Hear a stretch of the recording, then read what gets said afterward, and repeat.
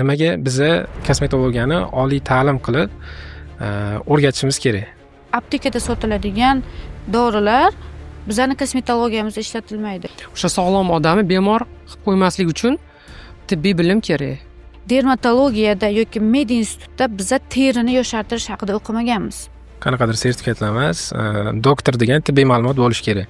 Endi kosmetologiya alohida fan yo'nalish sifatida ajralib chiqdi. Demak, oliy ma'lumotli kosmetologlar kerak bizga. Yoshgina qizni 20 yillik staji qayerdan bo'lishi mumkin? O'zi yaqinda chiqqan bo'lsa. Instagramdagi zvezda kosmetologlarning o'zi kosmetologiyani bozor sferaga aylantirishga haqiqatda boradi, sразу muolaja boshlanadi. Konsultatsiya yo'q. Hozirgi kunda mana shu sotsial setdagi reklamalar hamchi, do'y postlar ham odamlarni, aholini aldab qo'yapti. Bir xilda yana kosmetologga borishga kasal ham bo'ladi-da, to'xtata olmaydi o'zini. Odamlar o'zi arzonni qidirib boradi. O'zi o'sha joyga odamlar o'zi boradi. Butun umr o'sha chandiq qoladi. Butun umr o'sha chandiq qoladi, u tortishib qolgan. No, albatta, birinchi vaqtdaqa o'sha yuzdagi o'sha bo'lmasligi bu aniq. Instagramdagi zvezda kosmetologlarning o'zi kosmetologiyani bozor sferaga aylantirishga haqiqatda Kosmetologiya tibbiyotning bir bo'lagi. Mana chiroyli ayolga qaraysizda, chiroyli ayol nima desa xo'p degisi keladi. O'ziga qaramagan ayolga qarasangiz, u sizga nimadir desa ham, qo'ysangchi deysiz. Yashirmaymiz, o'zi ko'pchilik pulga qiziqadi. Maqsadimiz pul evaziga diplom sotish emas, Assalomu alaykum. MS Xalqaro tibbiyot universitetimiz haqida olinayotgan birinchi podkast. Podkastimiz mehmonlari universitetimiz rektorlari va katta ustozlari Ziyoda Kadabayeva hamda universitetimiz asoschisi va rahbarlari Muattar Muhiddinovna. Muattar opa, Ziyoda opa, xush kelibsizlar. Xo'p, kosmetologiyani bilamiz. Ko'pchilik hozir anchadan buyon ustoz shogird usulida o'rganishadi. Biza universitet ochyapmiz. Ustoz shogird bo'lib o'rganganda farqi qanaqa? Universitetda an'anaviy ta'lim tizimini bilan o'rganganning farqi qanaqa? Kelinglar shuni plus minus taraflarini ko'rib chiqsak. Ziyoda opa, sizdan boshlasak. Xo'p, rahmat. Ustoz shogird kosmetologiya shu vaqtgacha to'g'ri aytyapsiz, ustoz shogird uslubida o'rganib kelingan. Alohida universitet yoki fakultetlar bo'lmagan bu to'g'rida. Men o'qigan, men bitirgan yillarda даже so'z ham yo'q edi masalan bu to'g'rida. To что fakultet. Bitirgandan keyin shu sohaga qiziqqanligim uchun mana shogird bo'lib tushganman. O'zim ustozim Gulchehra Erkinovna deb bilaman haligacha. Juda ham hurmat qilaman ularni. Bizani vaqtda agar bo'lganda kosmetologiya fakulteti yoki universiteti albatta men kirib o'qigan bo'lardim. Chunki 20 yildan ortiq shu sohada ishlayotgan bo'lsam, hozirgi kungacha juda ko'p joylarda o'qishga, o'rganishga to'g'ri keldi. Chunki kosmetologiyaning o'zini yana qanchadir sohasi bor, qanchadir bo'limi bor. Bu hammasi bitta joyda o'rganilmaydi. Yana bunga qo'shimcha plastik jarrohlik ham bor. Men kosmetologiya bilan o'z sohamni, ya'ni plastik jarrohlikni har doim birga olib borganman. Qarang, ustoz shogirdlikni plus minus taraflari, universitetda o'qiganning plus minus taraflari. Shuni ko'rib chiqaylik. Hozir ko'pchilik ustoz shogird bo'lib o'rganadi. Oliy ta'lim bilan bog'lash qiyin. Chunki bu yerda leksiya yoki faqat praktika bo'ladi hisob. Praktika ko'rib o'rganasiz. Ko'rib o'rganiladi. Ko'rib o'rganish uchun ham bazaviy bilim bo'lishi kerak. Bazaviy bilim. O'shandagina menimcha biron yutuqqa erishish yoki nimadir o'rganish mumkin mukammal darajada. Endi hozirgi mana ochilayotgan universitetimizda hammasi mujassam bitta joyda, anatomiyadan boshlab o'rgatiladi. Hattoki anatomiya bilan birga rus tili, chunki hozirgi kosmetologlar ko'p rus tilini bilishmaydi. Ingliz tili o'rgatiladi. Ertaga chet elga chiqqanda bular qiynalishmaydi. Balki chet elda ishlashga to'g'ri kelar ularga.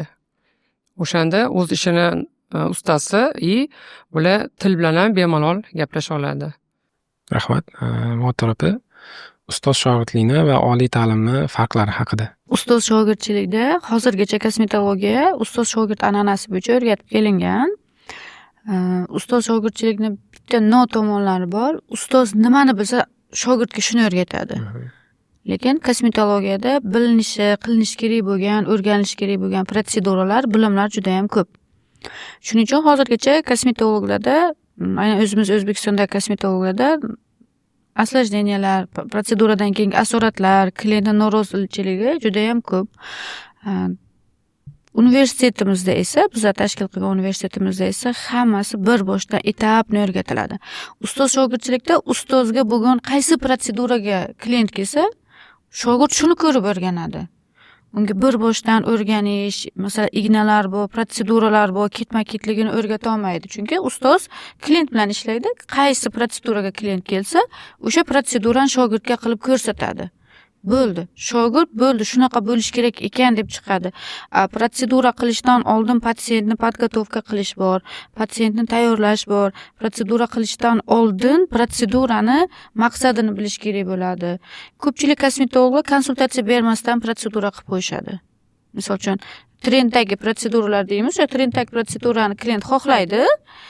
Kosmetolog ham shu klient xohlagan protsedurani qilib beradi. Lekin o'sha protsedura unga ehtimol kerak emasdir. O'sha protsedura unga patsient xohlagan natijani bera olmas. Shogird ham xuddi shuni ko'rib o'rganadi. O'sha uchun hozirgi kungacha O'zbekistonda kosmetologiya zo'r rivojlanib ketgan emas.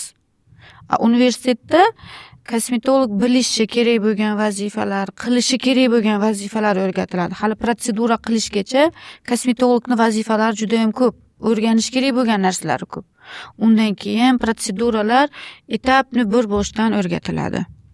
Tushunarli, rahmat. Ustoz shogird uslubi bilan universitetda, MC universitetda o'qishi farqi. Universitetda bilimlar bazaviy bilimdan boshlanadi. Bu anatomiya, farmakologiya, gistologiya, bu terini tuzilishidan boshlab o'rgatiladi. Ustoz shogird bo'lganda bu narsalar uchun bazaviy bilim yo'q. Ustoz shogird bo'lganda mana Muattar aytgandek, faqat ustoz nimani qilayotgan bo'lsa yoki qaysi protsedurani qilsa, shogird shuni o'rganishi mumkin. Endi universitetda hammasi boshqatdan boshlab o'qitiladi. Universitet o'z nomi bilan universitet, u yerda ilmiy darajada o'rgatiladi. Bazaviy bilimlar bilan birgalikda bu yerda ham til o'rgatiladi. Til bor. Hozirgi hamma universitetlarda bordek, ingliz tili hamda rus tili albatta o'rgatiladi.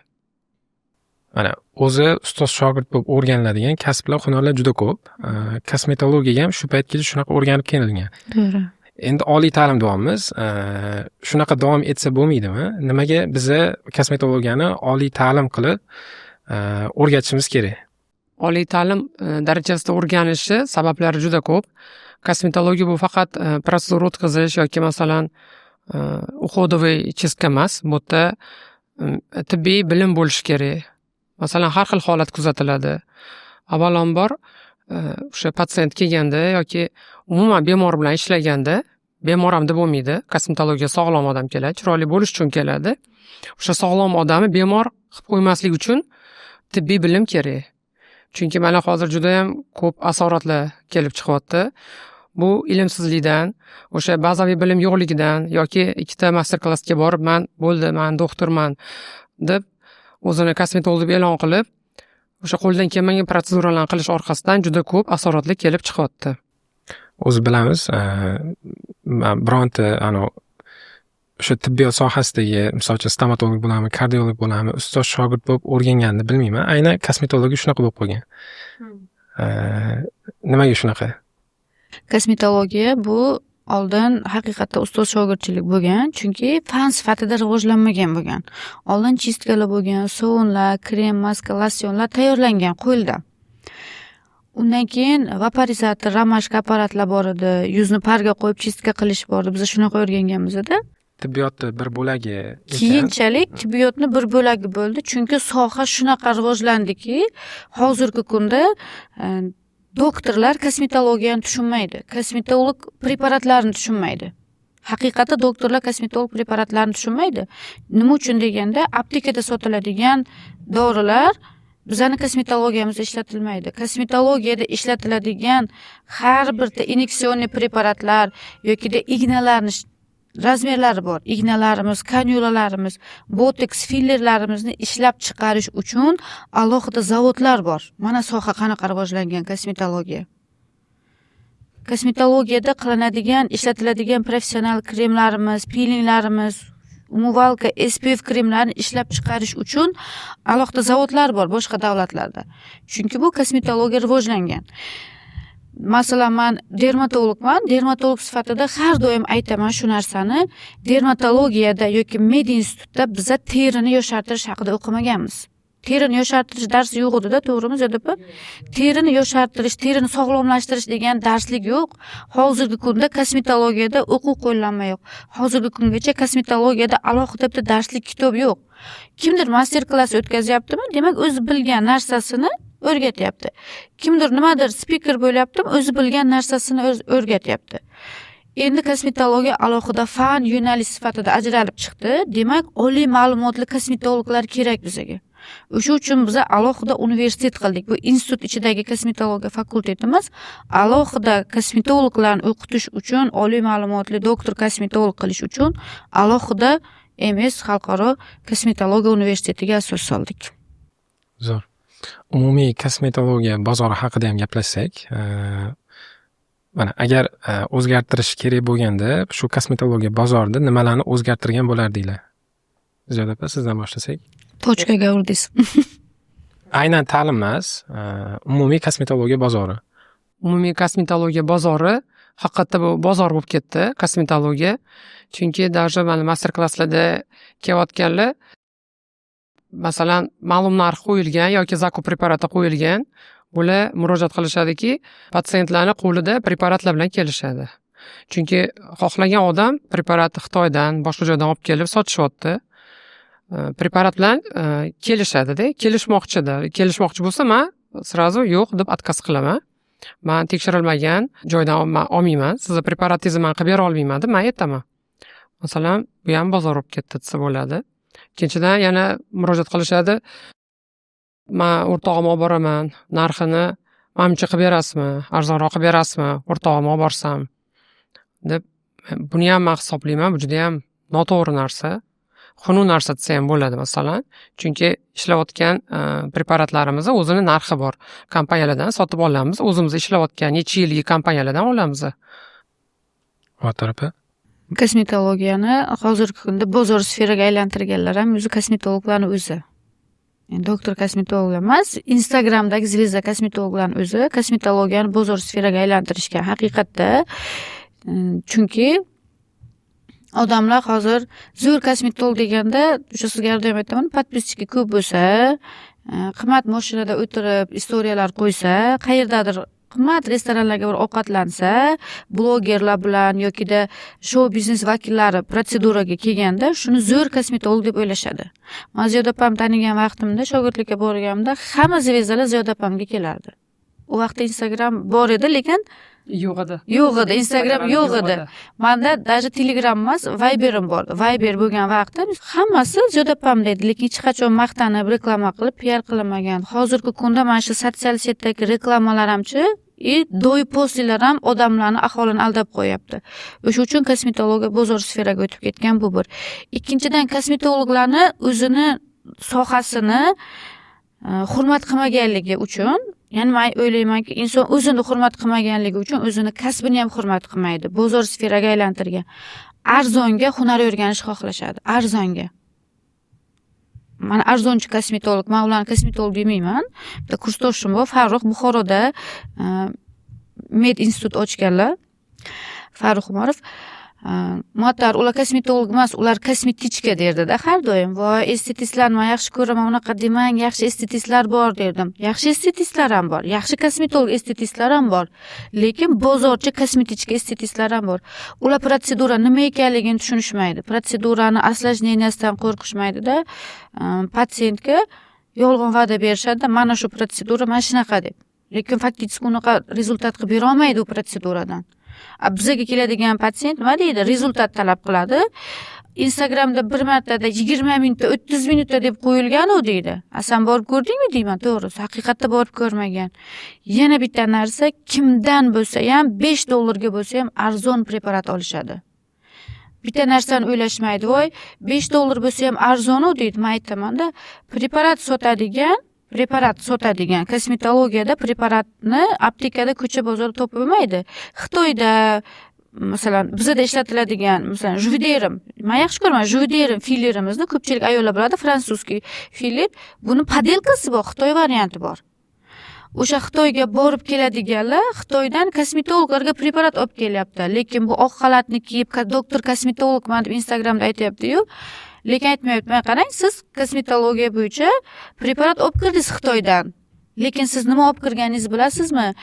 Men har doim aytaman-da o'quvchilarimga, preparat sotuvchi preparatni senga sotib qutuladi, lekin biz kosmetolog ishlatib rezultat ko'rib keyin qutulamiz. To'g'risida, preparat sotib keladigandan olaveradi, men aytaman-da, осложнение bo'ldi. Qaysi preparat ishlatdingiz desam, mana shundan. Siz buni Xitoy variantini ishlatdingiz, bu yaxshi preparat edi. Nima uchun ofitsialniy preparat sotadigan distribyutorning ofitsialniy ofisi bo'ladi? Preparatini saqlash uchun xolodilniklari bo'ladi. Preparatini O'zbekiston hududida olib kirib sotish bo'yicha sertifikat bo'ladi. Kosmetologlarga, bozorchi kosmetologlarga umuman ahamiyati yo'q narsani. Kimdan olayotgani, unga preparat yetkazilayotganda qanaqa sharoitda yetkazilayotgani ahamiyati yo'q va осложнение bo'lgandan keyin aytadi. $5, $10 arzonda deydi. O'sha ekonom qilgan 5-10 dollari uni orqasidagi 5 yil, 10 yillik staji bor-u, zo'r ishlab kelgan stajini bir vaqtda yo'q qilib yuborish mumkinligini o'ylamaydi. Zo'r. Muattar opa, mana Instagramda reklamalar gapirdingiz. Sizni ham, Ziyoda opa, sizni ham deyarli hamma kosmetologlar taniydi, zo'r deb biladi. Endi oddiy xalq bor. Mana kosmetologlar qanaqa filtr qilish kerak? O'sha Instagramda do'postesini ko'rsatsa, mashhurlarni o'zini klienti bo'layotganini ko'rsatsa, biz qanaqa filtr qilishimiz kerak? Preparatlarni gapirdingiz, Ziyoda opa. Endi har kim o'zi bilib keladi. Har kim o'zini tanlovi bo'yicha keladi-da. Kimlar reklamaga ishonadi? Kimga ishonishimiz kerak? O'sha reklamani ishonarli qo'ysa. Yo'q, reklamalar ham hammasi reklama emas. Asosida bor ko'p reklamalarni. Juda ham kuchli kosmetologlar hozir. Reklamasi ham shunga yarasha. Lekin albatta kelayotganda o'sha oliy ma'lumoti bormi, yo'qmi, shunga qarash kerak deb o'ylayman. Tibbiy ma'lumoti bo'lish kerak demak. Tibbiy ma'lumot bo'lish kerak. Tibbiy ma'lumot. Qanaqadir sertifikatlar emas, doktor degan tibbiy ma'lumot bo'lish kerak. Oliy ma'lumot bo'lish kerak o'sha kosmetologda. Lekin ko'pchilikda hozir Instagramda doktor palonchi, doktor yana nimadir deb yozilgan, lekin juda ko'pchiligida diplom umuman yo'q. Hattoki o'rta maxsus yo'q ularda bilim. O'sha tibbiyotdan o'rta tibbiy bilimi yo'q demoqchiman. Ular patsientlarni chaqirish uchun doktor deb yozilgan ko'pchiligida. Stajini 20 yil, yana nechadir deb yozishgan. Endi o'shalar, конечно, tekshirganda 20 yil bo'lmasa kerak. Masalan, To'g'ri aytdilar. O'sha kosmetologga o'sha rasmga qarab ham bilsangiz bo'ladi-da. Yoshgina qizni 20 yillik staji qayerdan bo'lishi mumkin? O'zi yaqinda chiqqan bo'lsa. Kosmetologiya o'zi yaqinda rivojlangan fan bo'lsa 20 yil qayerdan bo'ladi ularda? Masalan, meni ustozim, mana Gulchehra Erkinova, men ulardan o'rganganman kosmetologiyani. Bu nechinchi yilida? 2011-12-yilida. Men o'rgangan yillarim o'zim ularni oldida shogird tushib aytganimdek. Lekin menda уже bazaviy bilim bor, menda diplom bor. Men qiziqqanim uchun o'zimni o'sha jarrohlikka uzviy bog'liqligi uchun kosmetologiya fani men shu uchun o'rganganman. Masalan, ular aytsalar bo'ladi 20 yildan ortiq, masalan, stajim bor kosmetologiyada deb. Lekin men kecha chiqqan doktorlar, qizlar, kosmetologlar o'zini 20 yil staj deb yozishyapti-da. Endi shunga ishonib borganlar, mayli borishaversin bundan keyin ham. Natijaga qarab bo'ladi baribir. O'tirib, qanaqa filtr qilsa bo'ladi?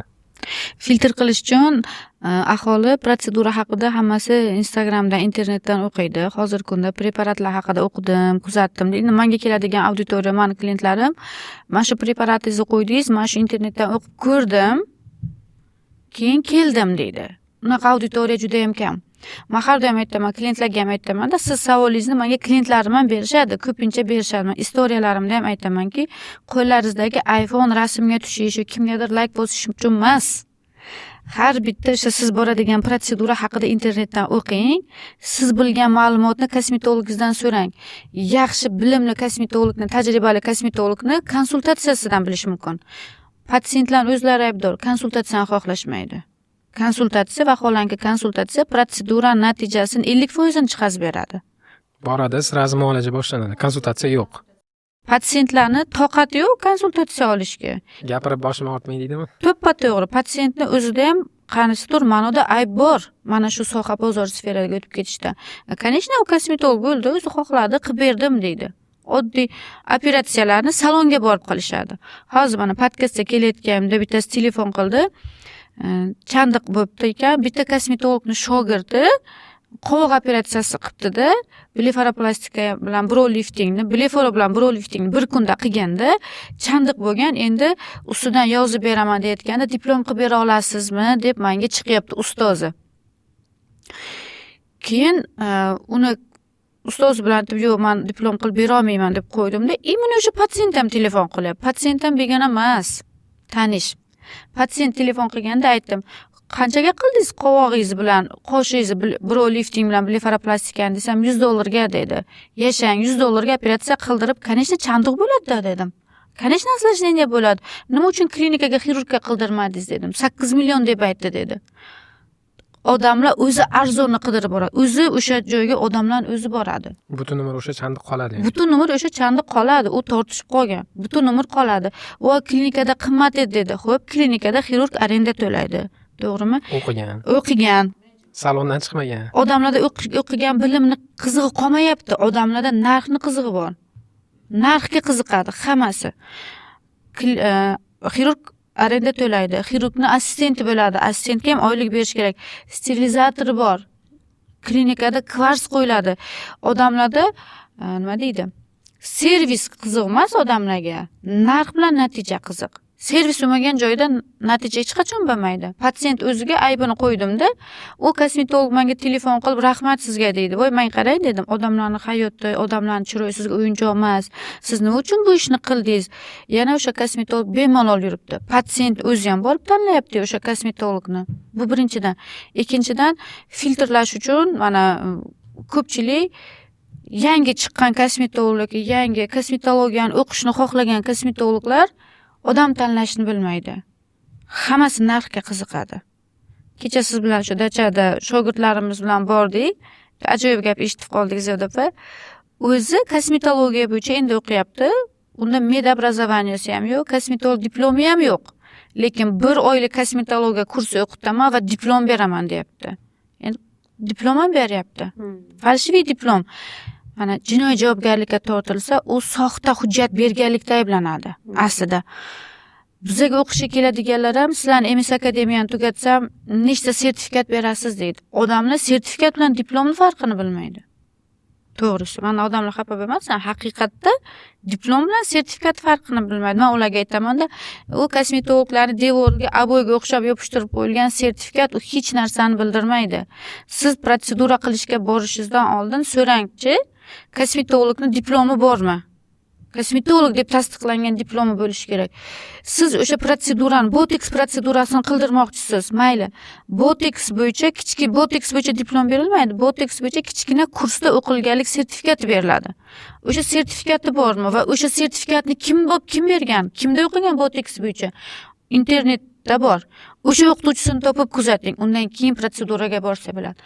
Aholi mutaxassisni tanlashda aldanib qolyapti, adashib qolyapti. O'zini sog'ligi bilan o'ynashib qolyapti, to'g'risi. Aholini ham 50% aybi bor deyman. Kosmetologlarni ham.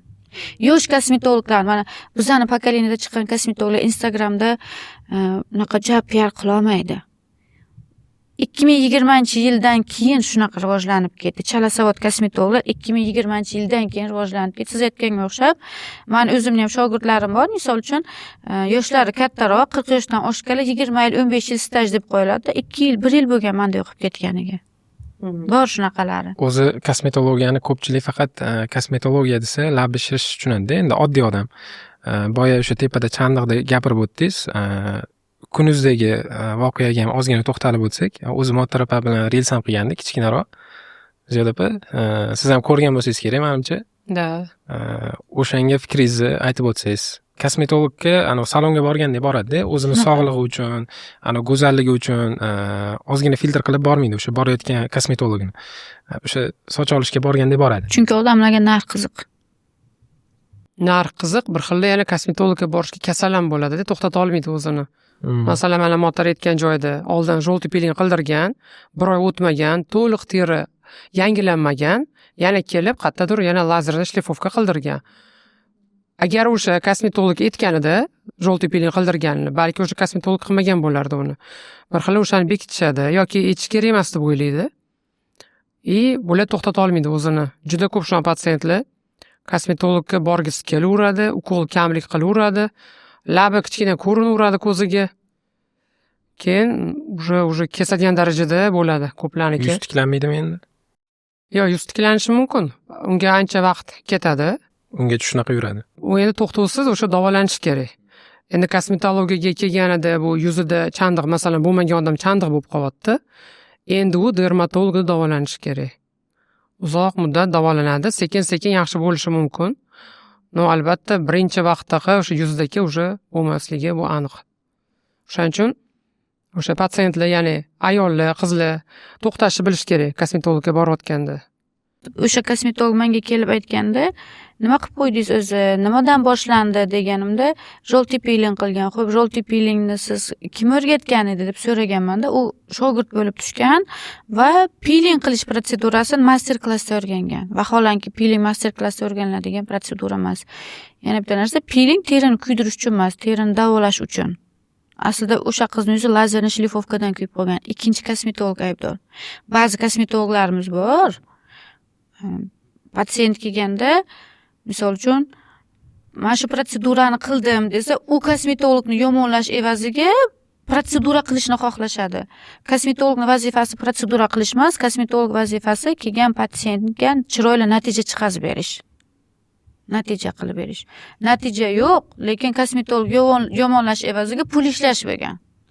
Uni aybiga birinchi kosmetolog qilib ketgan. Birinchi kosmetolog qo'rqoqroq. Diplomi yo'q, shogird bo'lib o'rgangan, faqat master klasslarda borib o'rgangan. U o'zini master klassda olgan, devorda to'la o'sha sertifikati uni mana oqlab bera olmadi, uni vaziyatdan chiqarib bera olmadi. Demak, kosmetologlar oddiy salonchi emas.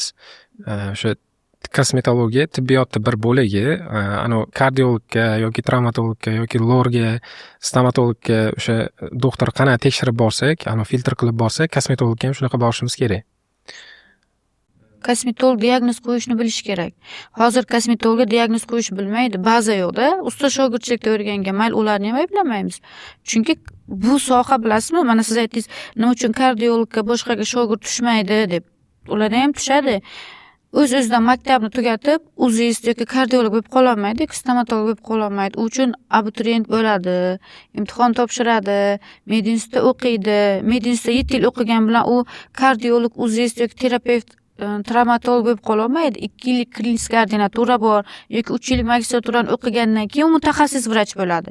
7 yil o'qiganlar poliklinikada ishlaydi, umumiy amaliyot shifokori bo'lib. To'g'risida, biz ham shu davrdan o'tib bo'lganmiz. Undan keyin mutaxassis bo'ladi. Mutaxassis bo'lgandan keyin ham kimgadir baribir o'rganadi. Bu meditsinada, chunki bu meditsina o'rganadi. Lekin kosmetologiya endi yangi rivojlanib kelayotgan sohada, shuning uchun buni odamlar tushunmaydi. Bo'ldi, men shogird tushib o'rgansam bo'ladi. Qaysi kosmetologni yaxshi ko'radi, fanati bo'ladi, o'shandan o'rganadi. O'shani kasbini o'rgangisi keladi. Masalan, mendan ham shunaqa. Ziyoda opamni ham yaxshi ko'rib borganmiz. Yaxshi ko'radi shu inson kasbini o'rgangisi keladi. Bu yangi yo'nalish, yangi soha, hozir yangi yo'nalish, yangi sohani hamma biznesmenlar tortyapti. Kosmetologga diplom beraman, kosmetologga uni qilib beraman, bilyapti kosmetologning diplomi yo'q, bilyapti kosmetologiya yaxshi yangi yo'nalish, rivojlanadigan yo'nalish. Pul bor, shu kosmetologdan foydalanib pul ishlab olaydi biznesmenlar. Pul ishlayapti. Hop, bizani ko'p kosmetologlar, o'sha tibbiyot sohasi vakillari endi maktabni, kollejni bitirib turganlar ham kuzatadi. Ziyoda opa, Muattar opa, sizlar shu sohada anchadan buyon borsizlar. Kosmetologiyada keyinchalik rivojlanadigan sohalarni ham aytib o'tsak, ya'ni yangi kirayotganlar qanaqa kirish kerak, o'shalarni ozgina tushuntirib o'tsak. Ziyoda opa, kosmetologiya sohasiga qiziqadiganlar avvalambor o'sha oliy tibbiyotda o'qish kerak bo'ladi. Universitetga kirib o'qishlari kerak. Chuqur bilim olib, keyingina kosmetolog bo'lishdan oldin bular dermatolog bo'lishi kerak. Vrach dermatolog bo'lishi kerak bo'ladi. Kosmetologiya dermatologiyani уже bir bo'limi desa bo'ladi. Shunga tayyor bo'lib borish kerak. O'qigan odam faqat kosmetologiya emas, dermatologiya sohasida ham o'z bilimini ustasi bo'lishi kerak. Chunki mana hozir aytgandek, har xil sharoitlar bo'lishi mumkin, har xil asoratlar bo'lishi mumkin. Ularni davolay bilish kerak. Kosmetolog bo'lib ishlayotgan o'sha mutaxassis davolashni ham bilishi kerak. Savolim yana ham aniqroq qilaman. Yashirmaymiz, o'zi ko'pchilik pulga qiziqadi. Aytmoqchi bo'lganim, kosmetologiyani qaysi o'sha sohasini, qaysi bo'lagini o'rgansa, o'sha kelajakda rivojlanib boradi, ko'proq daromad qilsa bo'ladi. Ya'ni misol uchun siz aytdingiz, o'sha botoks fillerlar keyinchalik yo'q bo'lib boradi deysiz-ku. O'sha haqida. Ya'ni rivojlanadigan bo'laklarini aytib o'taylik. To'g'ri, savolingiz o'zi noo'rin desa ham bo'ladi, xafa bo'lmaysiz. Noo'rinmi? Chunki daromad uchun o'qish, daromad uchun nimanidir orzu qilish bu noto'g'ri narsa. Daromad xohlaganlarni bozorga chiqishsin. Har kuni daromad bor bozorda. Kosmetologiya, dermatologiya, tibbiyot bu daromad manbai emas. Bu o'sha insonlarga yordam berish desa bo'ladi. Chunki kosmetologiya faqat bu lab yashirish yoki botoks qilish emas. Bu yerda har xil chandiqlik bor, tug'ma nuqsonlar bor. Shular bo'yicha ishlashni bilish kerak. Yoshligi baribir saqlab qola olmaymiz. Baribir qarish hammani boshida bor, lekin shuni sekinlashtirish yoki chiroyli qarish mumkin. Chiroyli qarish, kosmetologiya bilan chiroyli qarish mumkin. Kechiktirish ham deya olmayman. Kosmetologga borib qaragan odam bilan ikkita yoshi teng odam qo'ysangiz agar, kosmetolog umuman bormagan odamning farqi 20 yil ko'rinadi o'rtada yosh. Farq agar, lekin ularning yoshi teng. Demoqchimanki, bu sohaga kirganda daromadni ko'zlab kirish kerak emas. Daromad o'zi keladigan narsa bu. Agar sen ishing ustasi bo'lsang, daromad o'zi keladi. Tushunarli, rahmat. On tarafi shart emasmi bu savol yoki? Yo'q, o'zi kosmetologiyaga ko'pchilik siz aytganga o'xshab pulga qiziqib kiradi. Pulli yo'nalish, pulli soha deydida, bilib bilmasdan chalayarim o'rganib ketadi. Endi men hozir 3 yildan buyon MS Akademiya faoliyat boshlaganiga 3 yil bo'ldi. 3 yil davomida har xil o'quvchilarni ko'rdim. Ba'zi o'quvchilarimiz bu noldan etapni o'rganishni xohlaydi. Ba'zi o'quvchilarimiz bu noldan keladida, botoks bilan filler qachon aytib berasiz deydi. Oldin umrida shpris ushlamagan. Odam anatomiyasini, yuz anatomiyasini bilmay botoks mushaklarga qilinadi. Hali ba'zan o'rganaylik, hali qiladigan protseduramiz ko'p desam, yo'q deydi, shoshib ketadi. Ular siz aytganga o'xshab pul uchun biladi, botoks qimmat protsedura, lekin осложнениясini davolash 2 marta qimmatligini tushunishmaydi. Shunaqa kosmetologlar ham bor, umrida shpris ushlamaganlarga botoks lab o'rgating desa, ba'zi ayollar bor. Menga ham botoks lab o'rgating deb yursa, yo'q, siz oldin kosmetologiyani o'rganasiz. Kosmetologiya boshqa, estetik kosmetologiya bor, inyeksionni kosmetologiya bor, lechebniy kosmetologiya va konturniy plastika bor. Siz aytgan botoks filler nitlaringiz konturniy plastika. Yuzni konturlarini to'g'irlash. Operatsiyasiz to'g'irlashga misol uchun yordamlashadi shu narsa. Agar ularning imkoniyati bo'lsa, undan keyin plastik xirurgiyada operatsiya qilinadi. O'zi etaplari borda. Kosmetologiyani, kosmetologiya estetikasini bilmaydi, lechebniy kosmetologiya, inyeksionni kosmetologiyani bilmaydi. Birdan yuqori cho'qqiga botoks bilan gelni o'rgangiz kelib qoladi va shuni o'rgatadigan kosmetologlar ham bor. Chunki u kosmetologlar ham bilmaydi. Ba'zi kosmetolog, masalan, meni oldin proyektimda Sodiq degan bola ishlaganida, targetolog bola, bir kun shunaqa holat bo'ldi. Chistka protsedurasiga keldi, lazer epilyasiyaga keldi. Shogirdim turibdi, o'zim qilib qo'ydim. Keyin aytib, "Opa" dedi, "Siz akademiya bor, misol uchun, universitet asoschisiz, akademiyangiz bor. Sizni statusingizga to'g'ri keladimi chistka qilish?" desa, "Iya" dedim. "Men kosmetologman. Kosmetologga men protsedura chistka so'rab keldim. Undan keyin lazer epilyasiya so'radi. Shuni nimasi yomon desam, "Yo'q, men yana bitta kosmetolog bilan ishlayman-da" dedi. "Men chistka meza qilmayman, men faqat lab botoks qilaman" deb aytdi dedi. "Necha yoshda o'sha qiz?" desam, "Yosh qiz" deyapti. "Yosh qiz" deyapti. O'zini hurmat qilmaydi. "Men kosmetologman. Odamlar qachondir lab bilan botoks qilishdan to'xtaganda ham, men bu yerda ishlab turgan bo'laman" dedi. Mana ko'rdingizmi sohani? Odamlar yengil-yelpi qaraydi-da. Siz aytganga o'xshab kim botoks qilsa, kim lab qilsa, o'sha zo'r kosmetolog deb o'ylashadi. Vaholanki kosmetologiyada qilaman degan protseduralar juda ham ko'p. Haqiqatda Ziyoda opam aytganlariga o'xshab biz go'zallikni vaqtincha ushlab qolamiz, odamlarni hayotini yaxshi tomonga o'zgartirishga yordam beramiz. Chunki yosh o'tgan sari baribir yuzlarda ajin tushadi, dog'lar tushadi, muammolar bo'ladi. Oynaga qaraganingizda har doim chiroyli bo'lib tursangiz, kayfiyatingiz ham zo'r bo'ladi. Mana chiroyli ayolga qaraysizda, chiroyli ayol nima desa xo'p degiz keladi. O'ziga qaramagan ayolga qarasangiz, u sizga nimadir desa ham, "Ay, qo'ysangchi" deysiz. Chiroyli o'ziga qaragan odamni hurmat qilaman. Ziyoda opam salobatlar bosib turibdi sizni. Kecha menga savol beryapti. To'g'risida, o'ziga qaragan ayolni boshqacha qabul qiladi odamlar. O'sha uchun kosmetologiya kerak-da. Kosmetologiya shu to'g'ri aytdingiz. Odamlarning hayotiga yaxshilik olib kirish uchun, davolash uchun, yoshligini saqlab qolish uchun, bu pul ishlash uchun emas kosmetologiya. Endi har xil tibbiyot universitetlarida, institutlarda alohida kosmetologiya, tibbiyotga aloqasi bo'lmagan, to'g'rirog'i, har xil universitet institutlarda kosmetologiya yo'nalishi fakulteti ochilyapti. Umuman tibbiyotga aloqasi yo'q o'zi. Bularga fikringlar qanaqa? Ta'lim sifati ham menimcha yaxshi bo'lmasa kerak. Ular faqat diplom sotish uchun qilyaptimi? Chunki ular biladi, kosmetolog ko'p va kosmetologlarning diplomi yo'qligini biladi. Institut boshqa fanlar bilan ixtisoslashtirilgan institut universitetlarda kosmetologiya fakultetini ochganlar pul ishlash uchun ochishgan. Kosmetologlarga faqat diplom sotish uchun ochishgan. Men gaplashib ko'rganman ikkitasi bilan. Bizga kelishgan, reklama qilib bering deyishgan. Gaplashib ko'rganimda, "Xo'p, doktor kosmetolog bera olasizmi?" desam, "Yo'q" degan. "Yo'q, doktor kosmetolog bera olmayman. Kosmetolog deb yozib beraman diplomiga" degan. "Xo'p, kosmetologga nima darslarni o'tmoqchisiz?" "Opa, siz reklama qilavering" degan. "Men har bitta o'quvchidan sizga foiz chiqazib beraman" degan. Men uni foiziga qarab qolgan emasman. Men birov qo'lda ishlaydigan ishchi emasman. "Yo'q, men ishlay olmayman" deganman. "Mayli, boravering, omadingiz bersin" deganman. Kecha o'sha Diyor o'quvchingiz aytdingiz, endi universitet nomini aytmaymiz. Men bilaman, u universitet umuman tibbiyotga aloqasi yo'q, lekin tibbiyotga aloqasi bo'lgan fakultetni qo'shib qo'ygan. Kosmetologiya deb. U universitetlar mana 6 yil oldin edi, 6 yil emas, 2020-yilda karantin vaqtida yangi universitet bo'ldi. Частный universitetlardan bittasi edi. Meni o'zimni klientlarim aytdiki, "Sizga shogird beraymi, universitetgami?" dedi. "Universitetda o'qiversin, kosmetologiya yo'nalishi bo'yicha edi-da. Menda shogird tushsin, kosmetologiyani o'rganish bo'yicha. Universitetda bor kosmetologiya, u o'sha universitetda kosmetologiya o'rgata olmaydi, kosmetologiya fakulteti bo'lgani bilan" deb aytganman.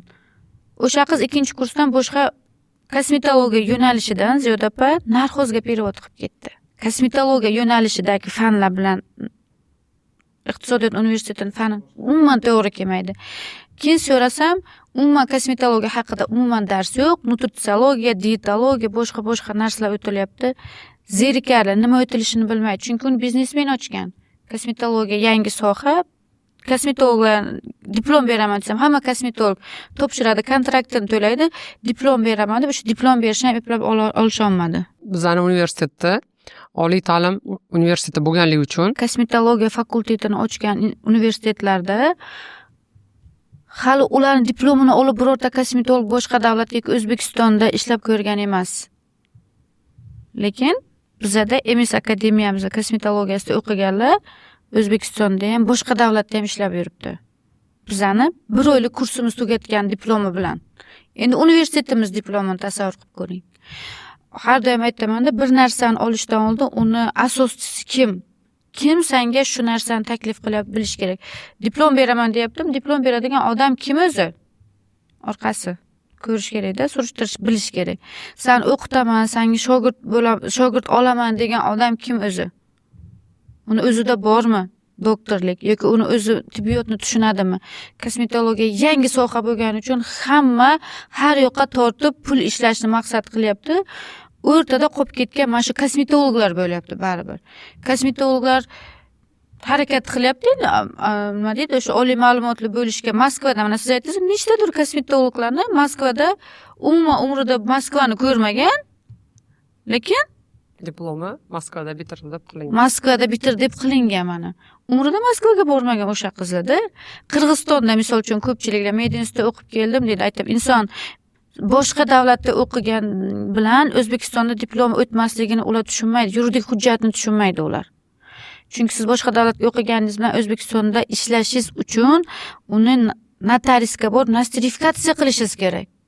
O'zbekiston hududida ishlashingiz uchun. Men u qaysidir intervyumda ham aytganman. Trixolog bitta buxorolik trixolog vrach Turkiyada o'qib kelgan. O'zbekistonda qabul qilinmadi trixolog bo'lib ishlash uchun. Qayta vrachlar malakasini oshirish institutida 3 oy o'qidi. Kvalifikatsiya oldi boshqatdan. Bizning kosmetologlar to'g'ri yaxshi estetist, yaxshi kosmetologlarimiz ham bor. Ular dokumentatsiya nimaligini tushunmaydi. Ularga tushuntirsangiz ham eshitgisi kelmaydi. Natijada yuraveradi, xato qiladi, kulgu bo'ladi, kun uzga chiqadi, klientini oldida izza bo'lib yuraveradi. Mana universitet, oliy ta'lim deyapmiz-ku.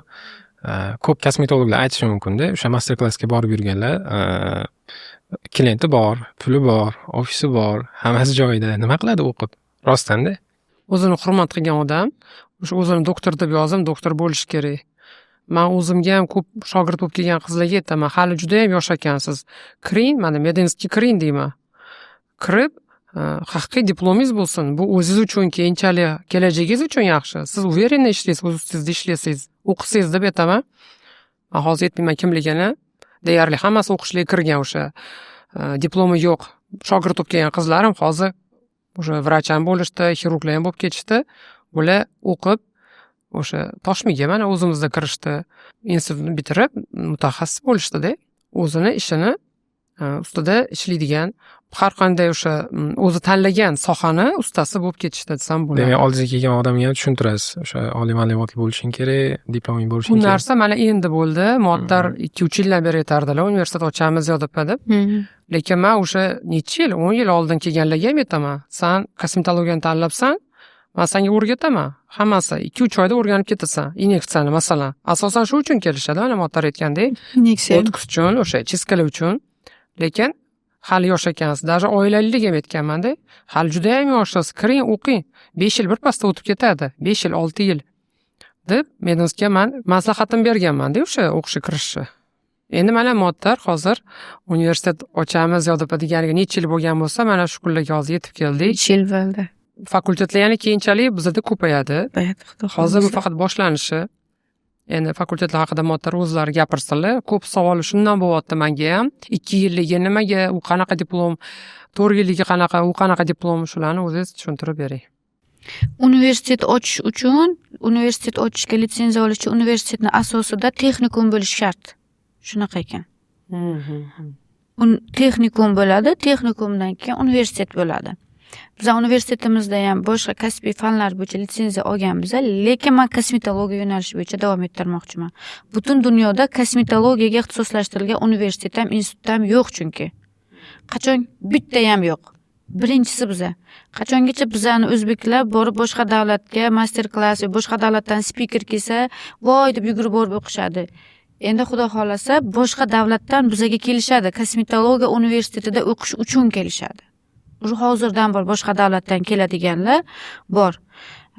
Men shunaqa xohlayman. O'zbekiston ham Toshkent ham rivojlansin. IMKSga boraman, kongresslarga, boshqa davlatlarga, Fransiyaga, Monakoga, mana Yaponiyaga borganimda ham qarayman, kongresslar bo'ladi. Ham o'sha shaharda yaxshi biznes bo'ladi-da. Bizani ham O'zbekistonga kelsin, Toshkentga kelgan kongressga qatnashuvchilar Samarqand, Buxoroga o'zim tur tashkil qilib kelaman, to'g'risida. Biz ham rivojlanishimiz kerak. Keyin diplom tushunchasi yana bitta narsa, shunga fikrim bildirmoqchi edim. Diplom har doim har qanaqa jarayonda sizni yuzingiz yorug' qiladigan yuridik hujjat. Sizni haqiqatda Instagram uchun emas, hayotda doktor kosmetolog ekanligingizni tasdiqlaydigan yuridik hujjat bu diplom. Diplom har qanaqa vaziyatdan siz olib chiqadi. Ko'pchilik kosmetologlar mana menga o'xshab akademiya ochishni xohlaydi-da. Menga misol uchun call centerimiz bor, sotuvchilarimizga men shu akademiyada o'qigandan keyin Muattar Muhiddinovaga o'xshab akademiya ochishim mumkinmi deydi. Biz tushuntiramiz ularga. Yo'q, unaqa narsa yo'q. Siz kosmetolog bo'lib diplom olasiz. Aytmoqchimanki, bizning universitetda o'qigandan keyin mana rivojlanyapti. Hozir kosmetolog, lekin yanada rivojlanmoqchi, shogirdlarini o'zini akademiyasiga asos solish uchun unga diplom kerak. Diplom kerak. uni rivojlanishini keyingi etabiga o'tish uchun ham universitet, kosmetologiya universitetida o'qigan diplomi kerak. Unga chiroy estetikadagi diplomi yokida qaysidir kosmetologga borib shogird tushgan diplomi yokida qaysidir учебный sentrda o'qigan diplom bilan akademiya ocha olmaydi, ochish mumkin emas. U noqonuniy narsa hisoblanadi. Kadavr kurslarga mana Kadavr kurslarga borishyapti. Qanchadir mana 50 million masalan kosmetologiyani kontrakti bo'lsa, menga даже murojaat qilib yozishdi, qimmat emasmi, qimmat-ku deyishyapti. Lekin vaholanki shu qizlar kosmetologlar mana masalan Moskvaga yoki chet davlatlarga chiqib, Turkiyada kadavr kursi uchun borib kelishyapti. 50 milliondan ko'proq to'lashadi 3 kun uchun. 3 kunga 50 millionda kadavr kursi 2 kun bo'ladi. Endi uni xarajatlari, borish kelish 50 milliondan oshib ketyapti menimcha. Yana bilmadim. Endi shu narsalar o'zimizda bo'ladi. Kadavr kurslarni biz o'z universitetimizda o'tkazamiz. 1 yilda bir marta bizda bo'ladi. Bu uchun albatta o'sha faqat o'qiyotganlar uchun. Mana hozir bizda ustoz shogird bo'lib tushadi yoki qaysidir kurslarga o'qiydi, doimiy izlanishda o'qishda kosmetolog master-klasslarga boradi. Har doim rivojlanish uchun pul sarflab turadi-da. Bir oyda bitta kosmetolog rivojlanish uchun 50 milliondan ko'p pul sarflaydi. $10,000 oshiqcha pul sarflaydi. Endi har oyda bo'linib ketganligidan bilinmaydi.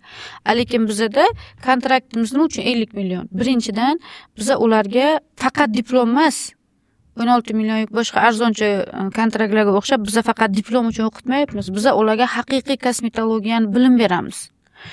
Haqiqiy kosmetolog qilishi kerak bo'lgan, o'rganish kerak bo'lgan protseduralarni qilib beramiz. Biz keyin aytganimiz Koreya bilan Xitoyda hozir eng dunyo bo'yicha Koreya bilan Xitoy rivojlanyapti. Xitoy apparatlar bo'yicha lazer apparatlari Rossiya ham zo'r chiqyapti Xitoyni. Koreya ham oldin uncha rivojlanmagan edi, bozor sfera edi. Hozir professional kosmetika Koreyada zo'r rivojlanyapti. Bizda o'qiganlar 3-4-kursda Koreya bilan Xitoyga borib keladi. Kontrakt o'z-o'zidan qimmat bo'lib qolmaydi. Bizda sifat bor, faqat diplom emas. O'sha diplomni aytdik, kontrakt ham aytdik 50 million deb. Ta'limni faqat sifat emasdan ozgina ochib bersak, ta'lim tizimi qanaqa, ichida nimalar o'tiladi, qanaqa dasturga asoslanib biz bilim beramiz talabalarga. Ziyoda opam eng zo'r joyini aytdilar, mana kadavr kursi ham ichida deb. Kadavr kursi ko'pchilik tushunmaydi. Buni kosmetologlar biladi faqat. Buni tibbiyot xodimlari biladi. Ba'zi kosmetologlar kadavr kursi nimaligini tushunishmaydi. Kadavr kursi bu shu o'likni, o'lgan odam o'zini ilm-fan uchun o'zini o'ligini sotgan odamlar bo'ladi. O'sha odamlarni ochib o'rganiladi. U hammaga bo'ladimi yo ma'lum bir odamlarga bo'ladimi, ma'lum bir talabalarga? Bizning universitetimizda o'qiganlarda bo'ladi. Hammasiga. Hammasiga bo'ladi. Chunki biz ham medinstitutda o'qiganimizda morgga kirib o'rganganmiz. Bizda har bitta xonada turardi-ku, turib. Anatomiyada har bitta xonada bo'lardi. Dastur haqida ham ozgina gaplashsak, o'sha diplom haqida, kontrakt haqida gaplashdik. Hozirgi kunda kosmetologiya rivojlanyapti va zamonaviy kosmetologdan ko'p narsa talab qilinadi. Zamonaviy kosmetolog til bilishi kerak. Bizda birinchi o'rinda til o'rgatamiz. Til o'rgatish uchun men IELTS 9 bo'lgan o'qituvchini olib kelganman. Boshqa joydan olib kelganman u o'qituvchini. U o'qituvchi Londonda yashagan, MS xalqaro shu kosmetolog universitetida dars berish uchun shartnoma qilib olib kelganman. Chunki u o'zi meni kuzatadi, biladi. Londonda yashayotgan odam olib kelganman. Ingliz tilidan dars berish uchun. O'quvchilarga aytganman, 3 oy ichida уже dars berish kerak. Bizda dars beradigan o'qituvchilarga ham ingliz tilini yaxshi biladigan o'qituvchilarni olganman. Keyin koreys tilini ham qo'ygan biz. Ziyoda opa mana bu aytlamada rus tilini ham qo'ying, chunki ko'pchilik kosmetologlar rus tilini bilmaydi deb. Haqiqatan rus tili kerak, psixologiya kerak. Birinchi o'rinda keyin etika deontologiya, bu nima bir oylik kursimda ham o'taman. Etika deontologiyasiz doktor emas. O'sha uchun Instagramda bir-birini yomonlab chiqadi-yu. Umuman ular etika deontologiyasi yo'qligi uchun mana shunaqa qilib chiqadi. Etika deontologiyasi bor odam birovni yomonlab o'ziga PR ishlamaydi. Keyin ularga men qo'yapman, ya'ni gistologiyani. Gistologiya nima uchun kerak? Bioximiyani qo'yapman. Bioximiya kosmetologlar ko'pchiligi yopishib olgan Roakutan tabletkaga. Roakutanni masalan qaysi dermatolog nimadir aytsa, sirazi bular ham Instagramdan ko'rib shu narsani qilish o'rganib olganda, bu narsa noto'g'ri narsa. Biz yuz terisini chiroyli qilishimiz uchun uni ichki organlarini salomatligini ham aniqlay olishimiz, kasalligini aniqlay olishimiz kerak va qaysi laboratoriya diagnostikaga yuborishni bilishi kerak kosmetolog. Uziga boring, laboratoriyaga boring, xo'p, uziga bordi. Qaysi organini tekshiradi?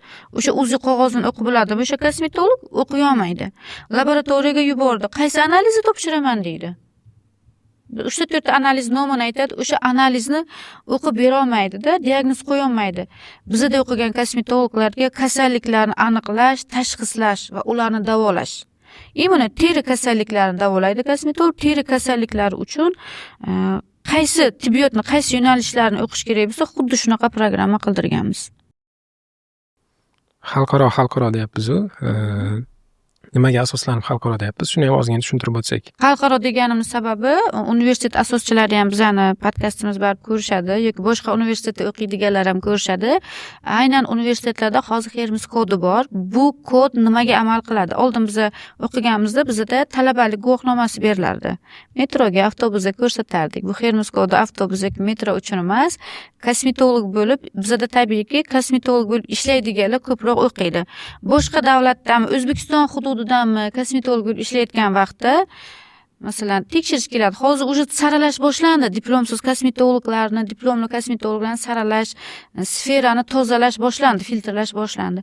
Tekshirishga kelgan vaqtda u telefonidan programmani ko'rsatadi. MS xalqaro kosmetolog universitetida o'qiyotganligi bo'yicha. Chunki bizda o'qib turgan vaqtda ishlash mumkin.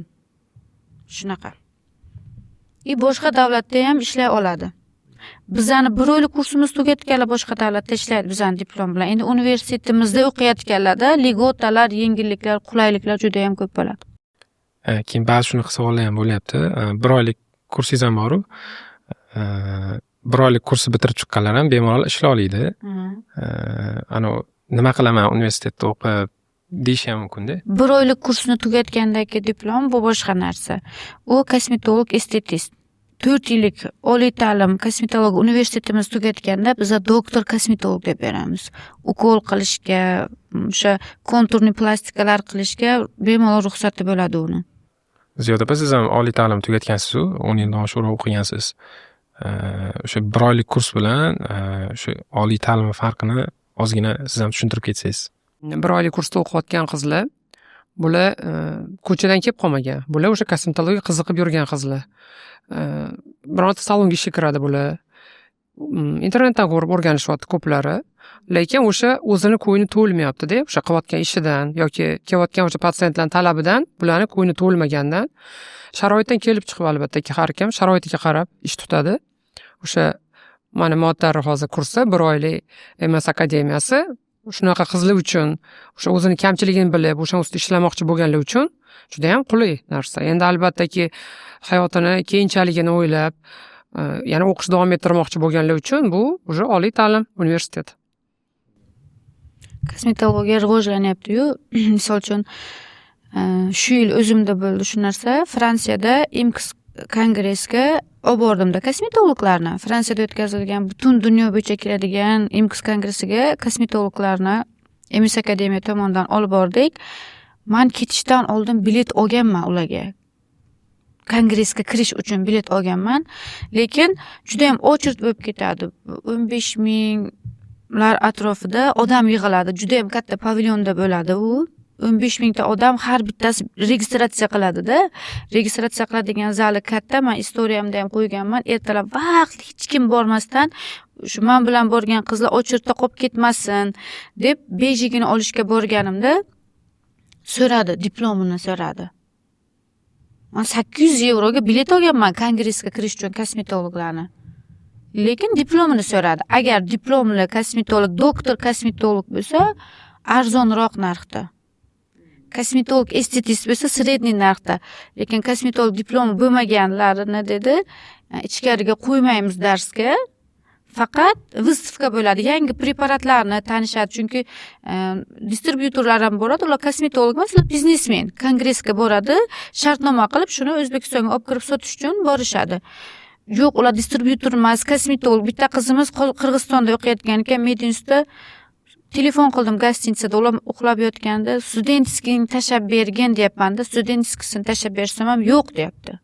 Buni studentskisi boshqa. O'shanda men bildim, Hermes kodini o'shanda bilib olganman. U nima deb surishtirganmanda, bizga litsenziya beradigan joyda ham shunaqa kod bormi, menga qo'yib berasanmi? Erta menda o'qigan o'quvchilarim boshqa davlatga borsa, mana shunaqa sarson bo'lmaydimi deb so'rab olganman. Mana diplom nima uchun kerak kosmetologga? Ko'pchilik kosmetologlarimiz, masalan, men doimiy malaka oshirishda o'qishda Yevropaga boraman, men bilan birga o'rganishga borishni xohlaydi. Ular kosmetolog estetist. Ularda doktorlik diplomi yo'q uchun даже ularga viza bermaydi.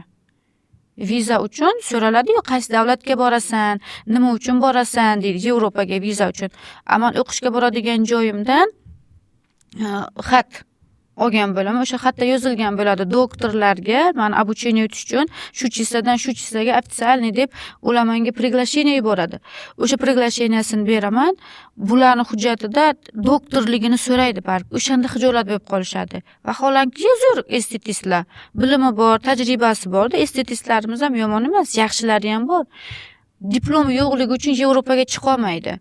Diplom mana oliy ta'lim kosmetologni o'sha MS xalqaro kosmetologiya universitetida olinadigan doktor kosmetolog diplomi kosmetologni keyingi yuqori cho'qqalarga chiqish uchun muhim. Hozir doktor kosmetolog degan tushuncha bilan oddiy kosmetolog degan tushuncha qanaqa farq qiladi? Hozir rosa doktor kosmetolog deyapmiz. Instagramda doktor kosmetologlar ko'p, hayotda doktor kosmetologlar sanoqli.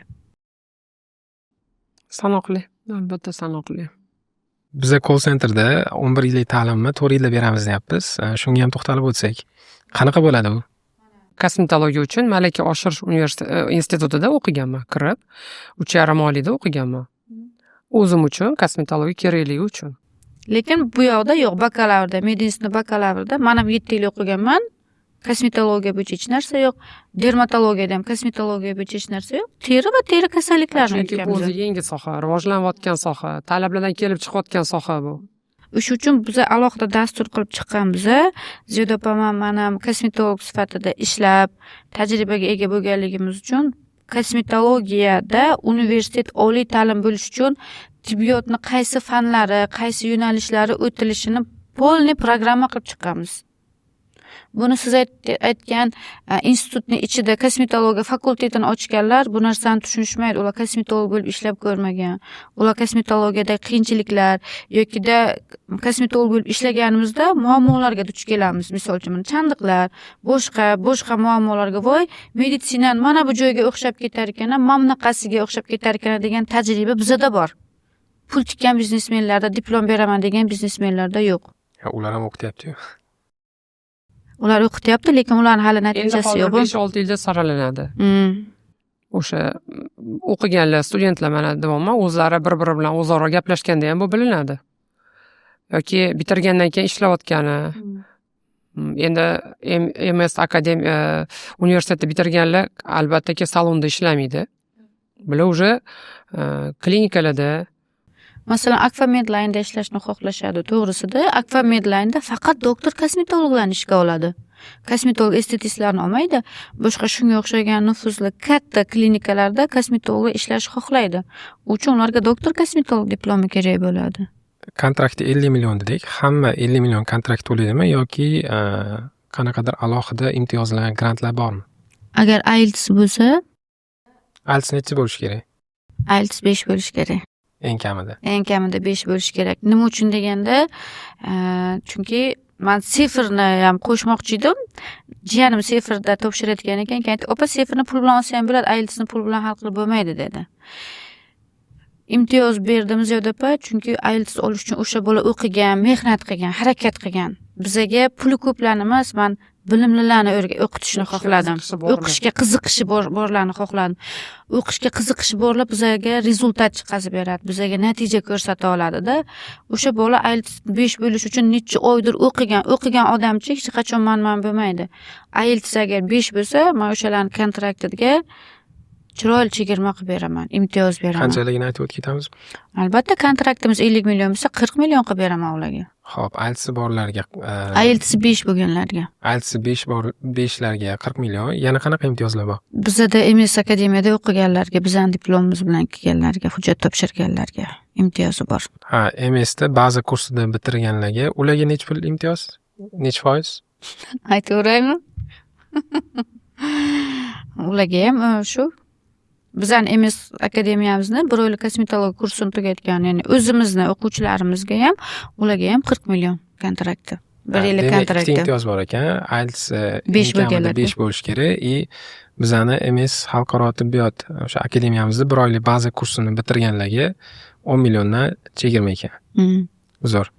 Aslida bu 50 million ishlab yurgan kosmetologlar yoki kosmetolog bo'lishni xohlaganlar uchun qimmat emas. 2 kunlik kursga ham 2 kunlik kadaver kursiga ham Zodapamatda 50 million to'laydi. 1 kunlik kursga ham 1,5 ming dollar to'lashadi. Kosmetologiya bu juda ham qimmat soha. Kosmetologiya ular masalan bizda 1 oylik kursda kelishadi-yu, o'rganishga keladi. Agar istoriyalarda ko'rgan bo'lsangiz, qo'liga boks berib qo'yaman. 26 ta protsedura bo'lsa, shu 26 ta protseduradan o'sha kerakli bo'lgan mahsulotlarni berib qo'yaman. Bular ham o'qishga kelgandan keyin men ularga beraman tarqatma materiallar. Men faqat bularga shunchaki dars o'tib, teoriya o'tish emas maqsadim. O'sha uchun kontraktimiz qimmat. zo'r. Diplom haqida ham rosa gaplashdik. Diplom kuchi haqida ham ozgina gaplashsak, diplom qayerlarga o'tadi? Misol uchun bitirib chiqqan odam qayerlarda ishla oladi? Bizani kosmetologiya universitetimiz tugatganidan keyin bizani bergan doktor kosmetolog diplomimiz bilan boshqa davlatda ishlash mumkin. O'zi частный kosmetologiya klinika ochishi mumkin. Klinika rahbari sifatida. Kosmetologiya markazi boshqa, ko'pchilik kosmetologiya markazi ochishib, kosmetologlarni arendaga berishadi, kosmetologiya klinika deyishadi. Klinika umuman formati boshqacha bo'ladi aslida. Klinika ochishi mumkin, akademiya ochishi mumkin, o'zini shogirdlarini ko'paytirishi mumkin, boshqa davlatlarda ishlashi mumkin, speaker bo'lishi mumkin. Hozir men yana bitta narsani, mana shu videoni bari ko'pchilik ko'radi, aytmoqchiman. Hozirgi kunda professional ofislarimiz JDP oldin faqat doktorlar dars berardi. Doktorlar dars beradi, master-klassga borishda hurmat bilan o'tirardi. Hozir Instagramda podpischka ko'p bo'lsa, o'sha kosmetologni speaker qilib qo'yishyapti. Professional ofisda shunaqa chiroyli brend zo'r mahsulotini kosmetolog tushuntirib yetkazib bera olmayapti. Mana preparatning ahvolini qarang. Preparat sotuvchi biznesmenda kosmetologiyani tushunmaydi. Pul tikib yaxshi brend olib kirganda Instagramda zvezda kosmetolog olib, siz shu reklama qilib bering deydi. U kosmetolog u brendni reklama qila olmayapti. Zo'r preparat. Speaker bo'lishi mumkin bizda o'qiganlar. Ya'ni ko'pchilikda savol bo'lishi mumkin-da, O'zbekistonda o'qib turib qanday chet elda ishlash mumkin? Deyarli bizda juda ko'p universitetlar faqat diplomi O'zbekistonning o'ziga o'tadi. Qaysi davlatlarga o'tadi? O'shani ham aytib o'tsak. Qachongacha boshqa davlatda o'qib kelib O'zbekistonda ishlash mumkin? Boshqa davlatdan kelib O'zbekistonda o'qib, boshqa davlatga, o'zini davlatiga ishlab ketadiganlar ham bor. Men aytdim, Farruh kursdoshim dedim, Buxoroda mana ko'pchilik biladi, ochdi. Buxoroda innovatsion tibbiyot instituti ochdi. Hindistondan kelib o'qiyapti, boshqa davlatdan kelib o'qiyapti. Ishonib kelib o'qiyapti, borib ishlayapti boshqa davlatga. Bizda ham xuddi shunaqa. Istalgan davlatida ishlayveradi bizning diplomimiz bilan. Ziyoda opa, noo'rin degan savol yana beray. Bering. O'sha pul haqida kosmetologlar hozir O'zbekiston sharoitida eng kamida necha pul topadi, maksimum necha pul topadi? Baribir yangi kirib keladiganlarga qiziq bu. Xohlaymizmi yo'qmi, baribir qiziq. Misol uchun o'zingizlardan misol, sizdan misol. Kosmetologiyada yaxshi mutaxassislar bizda 200 milliongacha topishyapti. 200 milliongacha, eng kami necha pul? Eng kami Oddiy kosmetolog 50 million yo'q degan topishyapti. bir oyda. Endi oddiy deganda qanaqa? O'zini ishini ustasi bo'lsa, Endi 1-2 yillik tajribasi bor-da. 1-2 yilda ham bir xil kosmetolog qizlar o'zida bor. 1 yilda ham yaxshi mutaxassis bo'ldi deb ayta olmayman, agar ularning diplomi yo'q bo'lsa, lekin o'zini ishini bilishyapti-da. Yana plus bu yerda Instagram juda katta rol o'ynaydi. Instagram mana hali javob berildi. Instagramga hozir bu yuz agarda kosmetologiya yuz bo'yicha bo'lsa, odamlar bitta kichkina narsa olish uchun ham Instagramga kirishyapti. Nimadir, ro'mol sotib olish uchun ham Instagramga kiriladi. Mana o'zim ham ro'mol olish uchun ham Instagramga kiramiz. Qanaqa chiroyli ro'mol bor. Kosmetologiya xuddi shunaqa. O'sha Instagramga kirilyapti. Albattaki o'sha stranitsa deyiladi, ko'rilyapti. Bir xillanki juda ham chiroyli, filtr bilan juda ham chiroyli qilingan. Do'y posli filtr bilan juda ko'p ishlanyapti-da. Umuman ishlamagan odam, yangi bitirib chiqqan odam kursni yoki universitetni necha puldan boshlaydi? Nimani necha puldan? Daromadni. Daromad, oylik daromadi. Endi Yangi bitirib chiqdi. yangi bitirib chiqdi, mana MS akademiyani yangi bitirib chiqqanlar 30 milliongacha daromad qilishyapti. Endi bunda ham albattaki ham o'zini iqtidori ham Instagram. Bizda Instagram o'tladimi? Bizda Instagram darsi bor, Instagram, Insta marketing darsi bor. Hozirgi bir oylik baza kosmetologiya kursimizda ham Instagram darsi bor. Universitetda bu alohida Insta marketing darsi bor. Buni alohida aytishlar kelib o'tadi. Chunki zamon talabi Instagram. O'quvchilaringizni ko'rdim, deyarli hammasida Instagram bor. O'quvchilarning hammasida Instagram bor, lekin ularni mobilograflari yuritib beradi. Mobilograf medik emas, mobilograf kosmetolog emas. To'g'risida, masalan, men o'zimni ham shogirdlarimga bitta mobilograf 5 tasiga deyarli bir xil mavzu qo'ydiradi. Hammasini profil gipergidroz bo'lib yotibdi. Gapirdim-da, protsedura ko'p-ku dedim. Mobilograf aytibdi, shuni qilibdi. Bizda MS universitetda o'qigan o'quvchilarimiz mobilograf bizning o'quvchilarimiz aytganini qiladi. Bu yozib beradi teziyalarni, kontent planlarini hammasini. Shunaqa darslarimiz ham bor. Daromad Instagram bilan bog'liq desa ham bo'ladi. Sotsial set bilan bog'liq baribir. Chunki odam o'zini tanishtirish kerak-da. Yolg'ondan emas, to'g'risini aytib tanishtirish kerak. Xo'p, universitetimizda qanaqa ustozlar dars beradi? Albattaki universitetimizda PhD'si borlar yo'q deganda professorlar. Chunki o'qituvchi bizada ishlashni xohlaydiganlar juda ham ko'p. Mana shu MS akademiyamizni 3 yil ichida rivojlantirib, top darajaga chiqarib olganligimizni ko'rib, istoriya qo'yganimda ko'pchilik biza bilan ishlashni xohlashdi. Men gaplashib ko'rdim ko'pchilik bilan. Ishlashni xohlaganligi uchun rahmat, lekin o'qituvchi bo'lish qiyin. Bilimi bor odamlarni, bilimni nima deydi, berish ham bitta san'atda. Mayli dars bering yoki menga mana mavzuni tushuntirib bering desam, gapirib bera olmayapti-da. Endi yo'q, men siz o'qituvchi qilib ola olmayman. Chunki o'quvchilarga bilim berish kerak, oratorskisi ham bo'lishi kerak. Kirish shartlari qanaqa bo'ladi? Kirish shartlari onlayn ro'yxatdan o'tadi, shartnoma beriladi va shartnomaga o'sha kontraktning 15% to'lagandan keyin biz o'qishga qabul qilamiz. Universitetimiz rektorlari va katta ustozlari Ziyoda Kadabayeva hamda asoschilari va rahbarlari Muattar Muhiddinovni. Muattar opa, Ziyoda opa qanaqadir ma'noda baribir rektorim kim ekan, qanaqa odam ekan yoki universitetning asoschisi kim ekan degan savol bo'ladi. O'zingizlarning karyera yo'linglarni, hozirgacha bosib o'tgan yo'linglarni qisqacha gapirib bersanglar. Men Ziyoda Kadabayevaman, vrach kosmetolog va plastik jarrohman. Endi hozirgi yo'lgacha bosib o'tgan yo'limni kelsak, albatta men birinchi medinstitutni bitirib, Toshkent meditsina tibbiyot universitetini bitirganman. Keyin bizning vaqtda ordinatura bo'lardi, klinik ordinatura. Keyin biz xizmat yuzasidan xo'jayin bilan Hindistonga ketganmiz, ularning ishi bo'yicha. Men o'sha joyda, o'sha bo'sh o'tirmaslik uchun o'zim qiziqdim ham. Klinikalarda o'sha qiziqib, u yoqda endi rivojlanyotdi u paytlarda plastik xirurgiya. Men o'shanda Hindistondan boshlaganman o'zi. Ishlashdi. Yo'q, u o'rganishi. Ishga meni sразу o'ta olmaydi. O'rganishim o'sha yerdan boshlab, keyin qiziqib qaytib kelganimizdan keyin O'zbekistonga malaka oshirish institutlarida o'qidim yana. Yuz jarrohligi bo'yicha boshida o'qidim. Shu bo'yicha ishladim. 20 yilga yaqin ish stajim.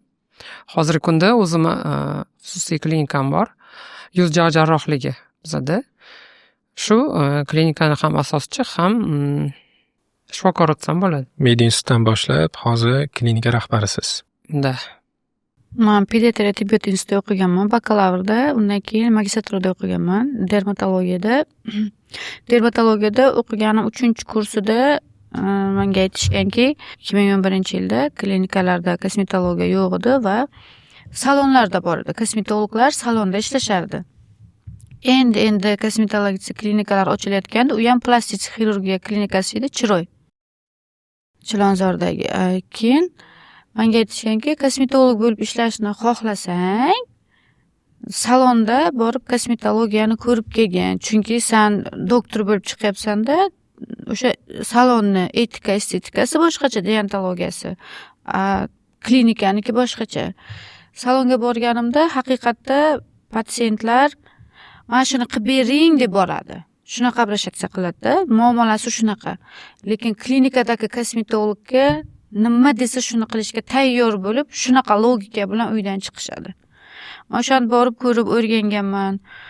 Undan keyin kosmetologiyada o'qib, ishlab yurganman-da. Mana dermatologiyadagi diplomim baribir kosmetolog deb yozilmagandi. O'sha uchun 2017-yil Vrachlar malakasini oshirish institutida o'sha 3 oylik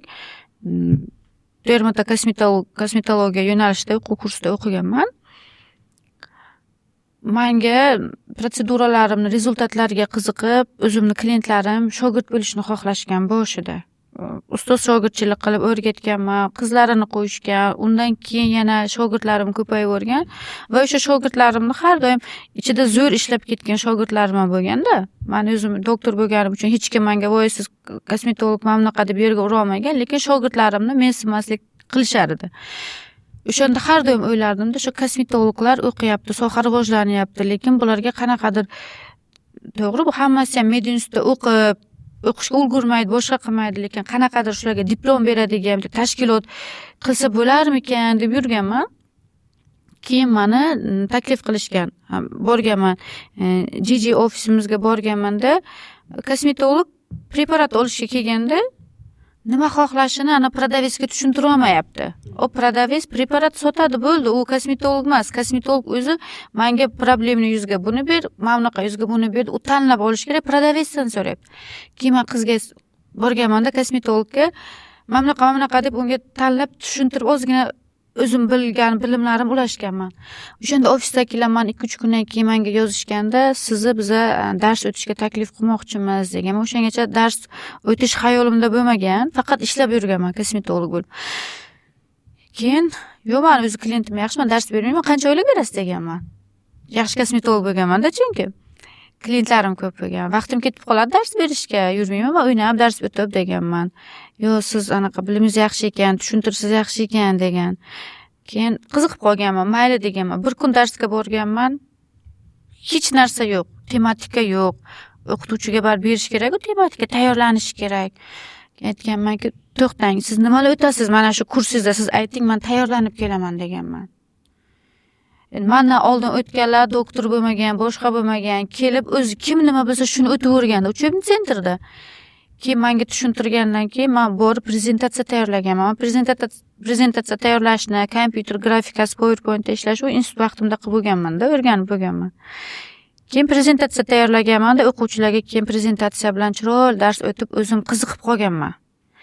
Chunki ularga dars o'tish jarayonida o'zim estetikani to'liqroq o'zlashtira boshlaganman-da. Men doktor bo'lganman, shogird tushib o'rganganman, keyin misol uchun kosmetologiya bo'yicha o'qiganman-da. Vrachlar malakasini oshirish institutida ham kosmetologiya bo'yicha dars o'tilmaydi, to'g'risini aytish kerak-da. Chistka, peeling, boshqa narsalar haqida umuman o'tilmaydi. Chunki yangi fanda, odam nima o'tishini bilmaydi. Kosmetolog bo'lib ishlagan odamgina biladi. Men o'shanda 3 oy ishlaganimda o'zimni pishirib olganman-da. Shoshma deganman, bularni diplom barib ko'p joyga o'tmas ekan, shunchaki как sertifikat berilar ekan. Keyin men xalq ta'limi bilan bog'langanman, Sog'liqni saqlash vazirligiga chiqqanman. Ular aytganki, chasni bo'ladi bu, adliya bilan bog'lanish kerak. Chunki men har bitta o'quvchimga patent to'layman, chasni bo'lganimdan keyin. Xullas, borib, tushuntirib, muammoni ish qilib hal qilganman-da va litsenziya olganman akademiya. O'zbekistonda o'zi kosmetologlar bo'yicha kosmetolog akademiyasi tushunchasini o'zim olib kirganman. Faqat ko'pchilik men olib kirganimdan keyin, mana bilasiz yo'q-da, faqat Instagramda kosmetologiya akademiyasi nomi bor, lekin hujjati ham yo'q, hech narsasi ham yo'q. Mana shunaqa soxtalashtirish ko'p bo'lib ketdi. Akademiya ochganimdan keyin o'quvchilarni o'qityapman, diplomimiz bilan boshqa davlatda ishlashyapti. Keyin aytyapmanki, menga universitet qilay, endi shu narsani universitet qilishing uchun nima o'qitasan deyapti. Yana o'tirib dastur yozyapman, boshqa qilyapman. Mana shuncha harakatlarimiz, bizning akademiyamiz rivojlangandan keyin universitet darajasigacha chiqdik.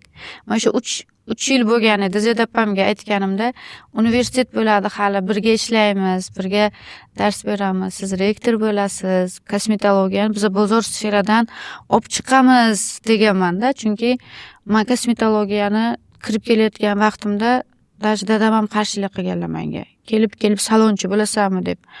Men qiynalib kosmetologiyada o'qiganman. Men Zedapam biladilar, Olmaliqda yashagan vaqtimda obedgacha sizga kelardim, obeddan keyin men borib ishlardim. Osonlikcha pul tikib kosmetolog bo'lmaganman-da. O'zi kosmetologiya kimlar uchun ideal kasb hisoblanadi? Xarakterga ham, boshqa narsaga ham bog'liq. Uni kasb tanlayotganda shu narsa ham muhimmi?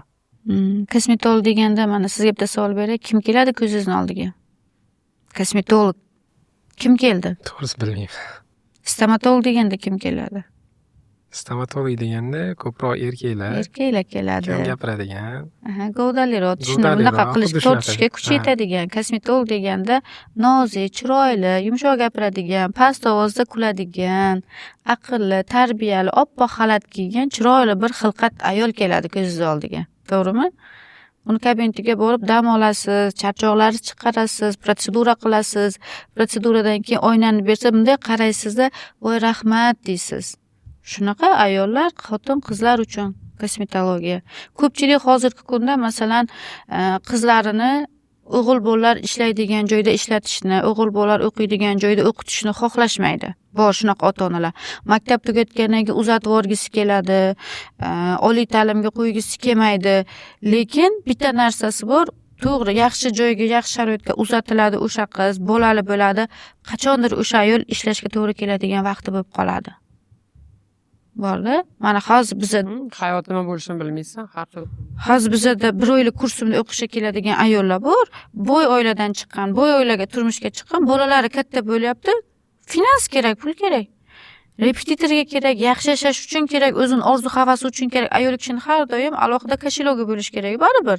Erdan ha deganda pul ololmaydi. O'sha uchun uyda o'tirib ham kosmetologlik qilsam bo'ladi yoki bitta joy arendaga olib ochib olsam, для себя, o'zim uchun, o'zimning rasxodlarim uchun kosmetolog bo'lib ishlayman deydi-da. O'sha ayollar vaqtida otasi qo'ymagan, onasi qo'ymagan, uzatib yuborishgan.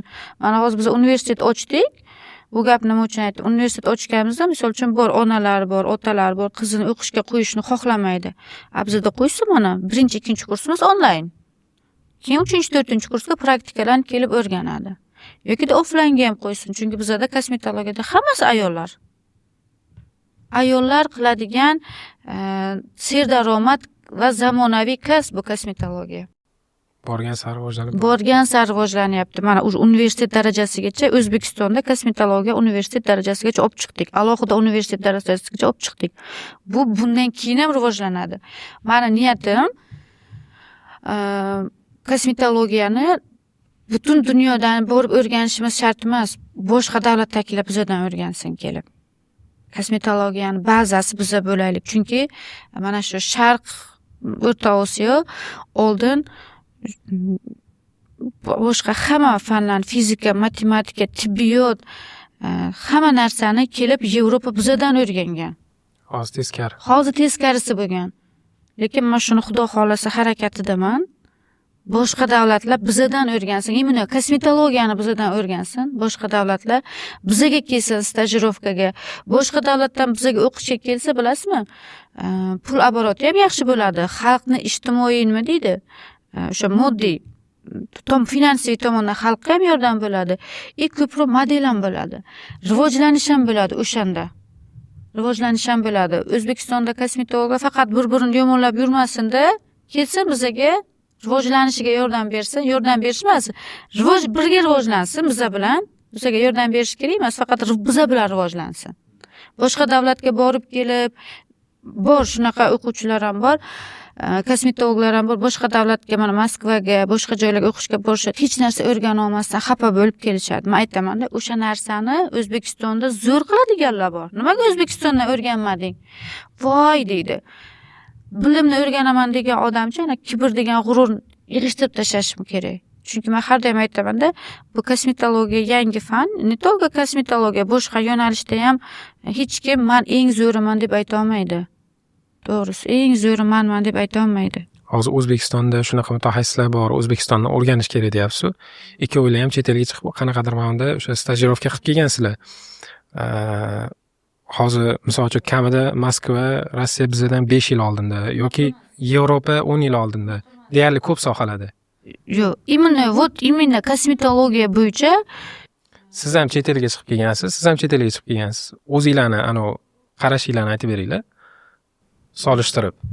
Mana Ziyoda opam O'zbekistonda O'zbekistonda birinchi bo'lib plastik xirurglarni ichidan hali hech qaysi o'qishga bormagan o'sha Kudzayev shkolasida o'qib kelganlar. Uncha munchasi bormaydi. Boshqa davlatdan ham bormaydi.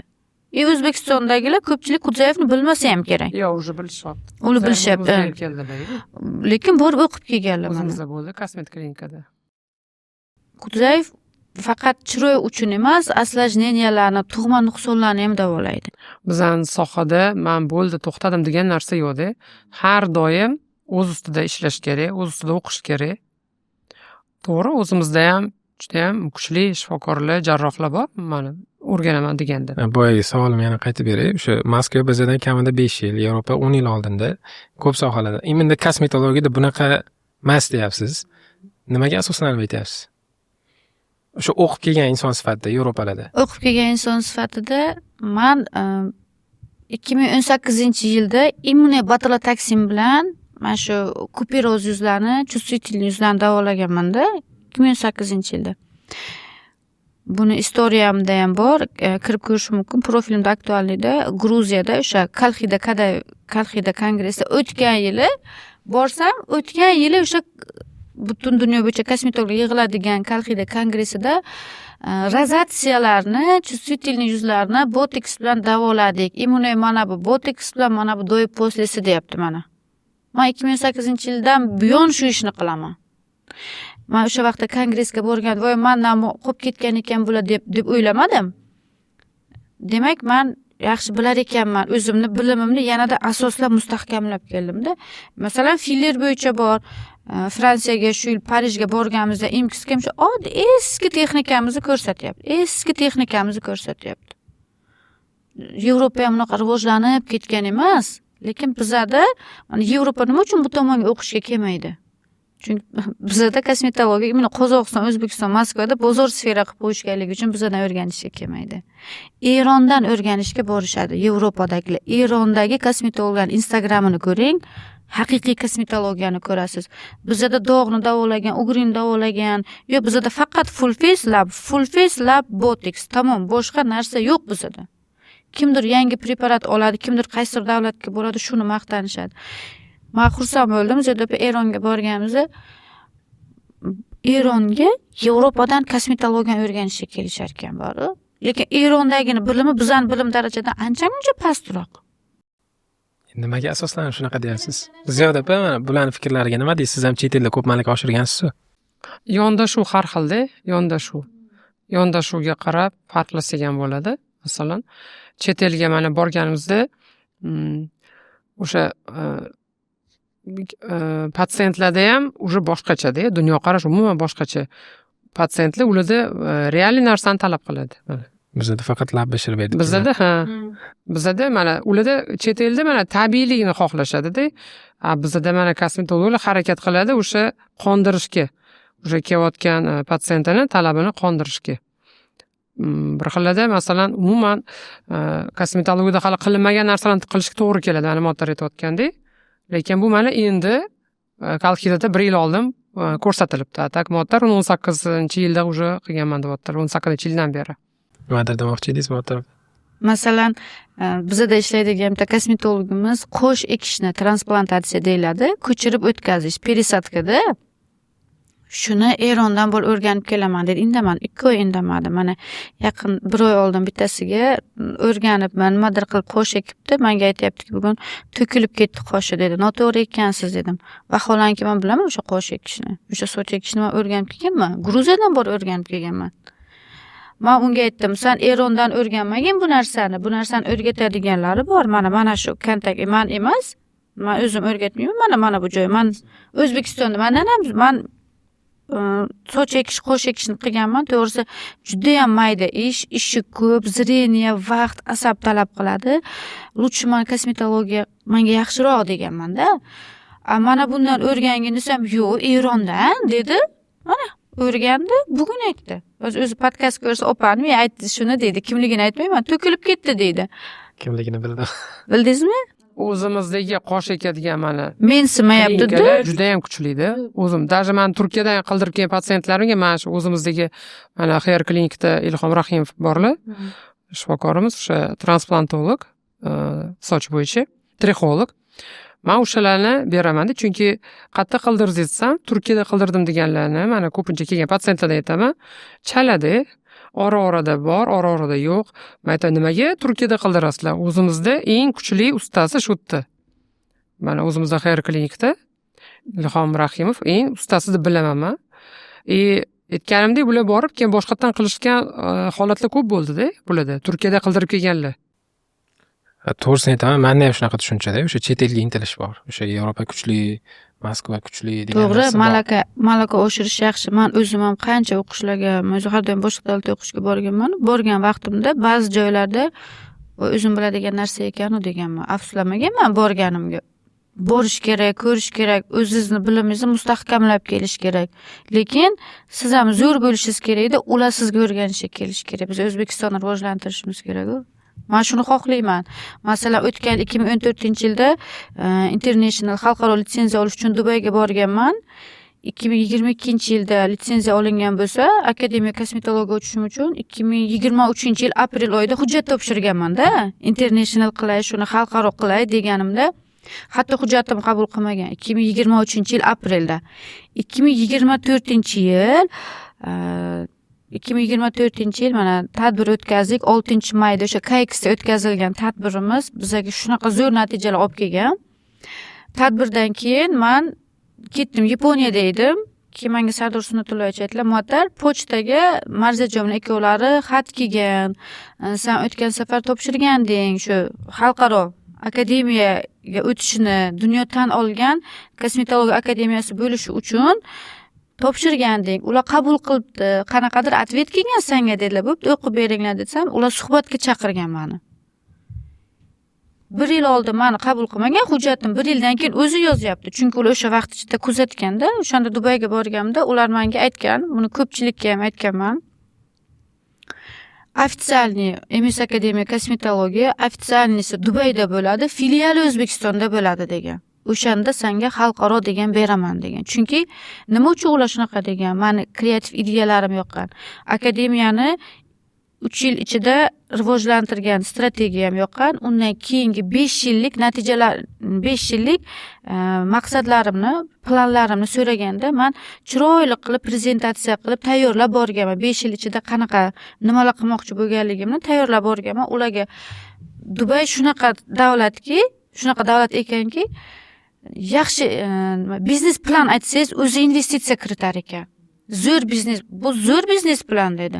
Kosmetologiya rivojlanyapti, haqiqatda boshqa davlatda ham estetistlarni mana bunaqa diplom berish kerak ekan. Mana shunaqa rivojlantirish strategiyam o'zimni rivojlanganligimni natijasini ko'rib turib, budishimni so'raganda, budishimni men prezentatsiya qilib bergan, ularni qoniqtirganda, glavniy ofisi Dubayda bo'ladi, filiali O'zbekistonda bo'ladi degan. Yo'q deganman. Menga international kerak emas. Men shundoq ham keyin universitet ochmoqchiman deganman. Ular darcha qiziqib qolgan. O'zbekistonga qaytib kelganman, istoriyalarimda ham to'g'risini aytganman, obunachilarimga Instagramda international olish uchun ketgan edim. Imtihonga hozir suhbatga kiraman, meni qo'llab-quvvatlab turinglar deb kirganman-da, ular ofitsialnisi Dubayda degandan keyin to'g'ri tarvuzim qo'ltig'imdan tushib qaytib chiqqanman. Kelganman, bir hafta jim yuribman, o'zim bilaman. Endi qanaqa hali atvet aytmadi ular. 9-sentyabrda ochilish qildik-ku, yangi klinikamiz 8-sentyabr kuni men postam qo'yganman. Haqiqatda menga international litsenziyani chiroyli qilib, qaysi mavzular bo'yicha, qaysi yo'nalish bo'yicha diplom berishi mumkin, qaysi mavzu o'tishi mumkin, international dasturi va international litsenziyasini hammasini tashlab bergan ular. Nima uchun sen O'zbekistonda ofitsialniy ofising bo'lishini xohlaysan? Dubay yaxshi, biz boshqa davlatlarni senga chaqirib beramiz, biz reklamangni o'zimiz qilib beramiz. Rivojlanish Dubayda-yu deb aytganda, yo'q deganman. Odamlar qachongacha Dubayga keladi? Dubayga dam olishga kelsan odamlar, o'qish uchun O'zbekistonga borsin deganman. Shunaqa, xudo xolasa mana shu universitetni mana shunaqa qilamiz.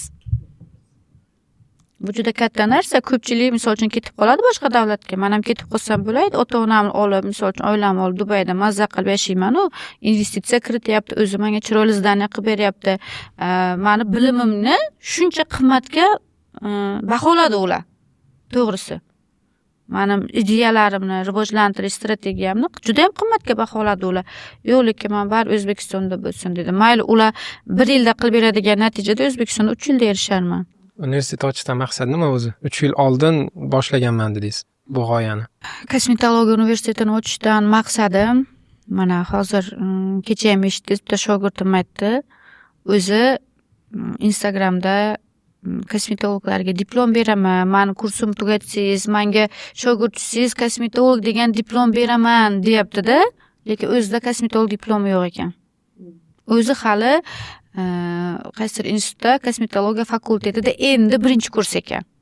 O'zida diplom yo'q, lekin diplom beraman deyapti. Bu ham kosmetologiyani bozor sferaga aylantirishmi? Bozor sferaga aylantiradiganlarni, kosmetologiyani bozor sferaga olib chiqqanlarni filtrlash, saralash. Universitet ochishimdan maqsad kosmetologni ishi faqat lab botoks emas. Kosmetologni qiladigan ish juda ham ko'p.